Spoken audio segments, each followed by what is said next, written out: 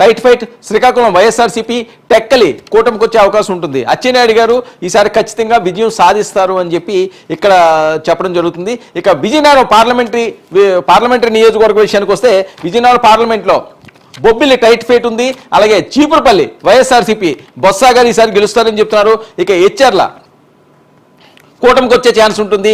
గజపతి నగరం YSRCP, Nellimarla YSRCP, Rajam SC YSRCP, Vizianagaram tight fight. అంటే ఉత్తరాంధ్రలో 3 పార్లమెంట్ నియోజకవర్గాల్లోనూ అనకాపల్లి మినహాయిస్తే నేను చెప్తున్నాను.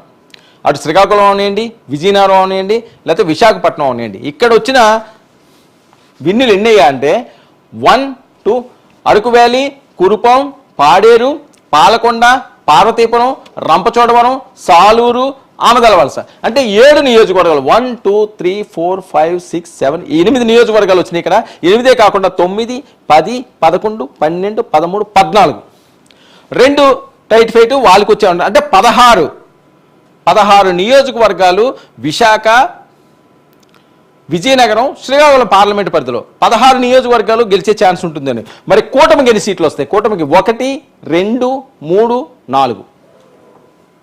4 స్థానాలు మాత్రమే. అంటే సుమారు 20 నుంచి 21 నియోజకవర్గాలకు సంబంధించి 16 నుంచి 17 సీట్లు వాళ్ళకి వస్తే 4 నుంచి 5 సీట్లు కూటమికి వచ్చే పరిస్థితి ఉంటుందండి. నేను అరకు చెప్తున్నాను. అరకు పార్లమెంట్ నియోజకవర్గం, అలాగే ఎస్టీ నియోజకవర్గాలకి సంబంధించిన ప్రాంతం అది. సో ఈ మొత్తం నేపథ్యం చూస్తే వైఎస్ఆర్సీపీ ఘన విజయాన్ని సాధించబోతుంది. ఎంత పర్సెంటేజ్తో అయ్యా అంటే 3%తో గెలిచే ఛాన్స్ ఉంటుంది అన్నది.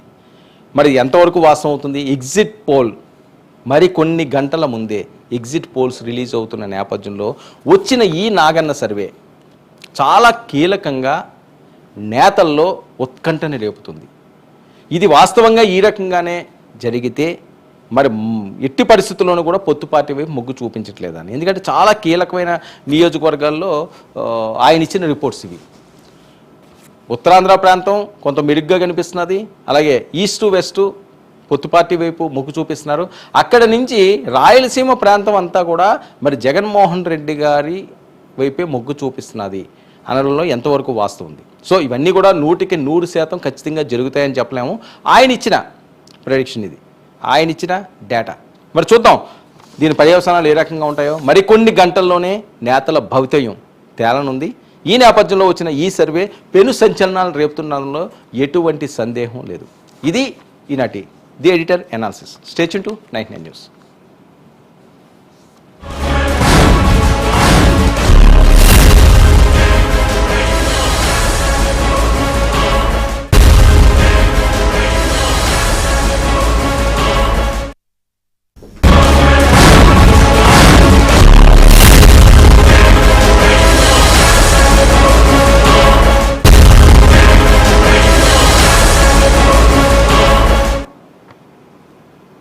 నమస్తే, welcome to the editor analysis.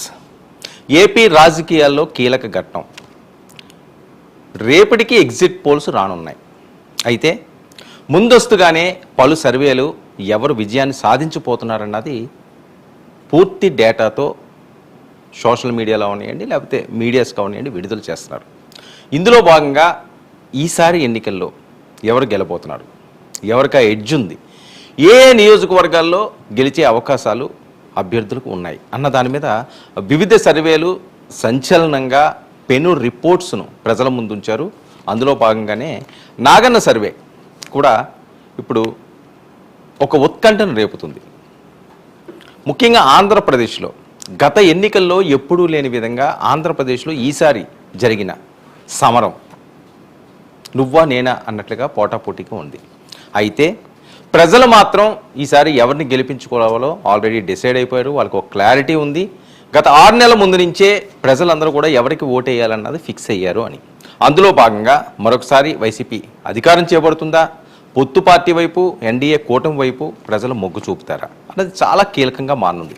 Assembly స్థానాలు, పార్లమెంట్ స్థానాలు ఎవరు గెలిచే అవకాశం ఉన్నది. నాగన్న సర్వే క్లియర్గా ఒకసారి పరిశీలిద్దాం. దానిపై పూర్తి స్థాయి అనాలిసిస్ చేసే ప్రయత్నం చేద్దాం.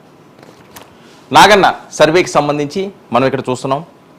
వైఎస్ జగన్మోహన్ రెడ్డికి ఈసారి ఎన్నికల్లో ప్రజలు 50.98% ఓట్లు ఇచ్చారు అన్నది నాగన్న సర్వేలోని సారాంశం.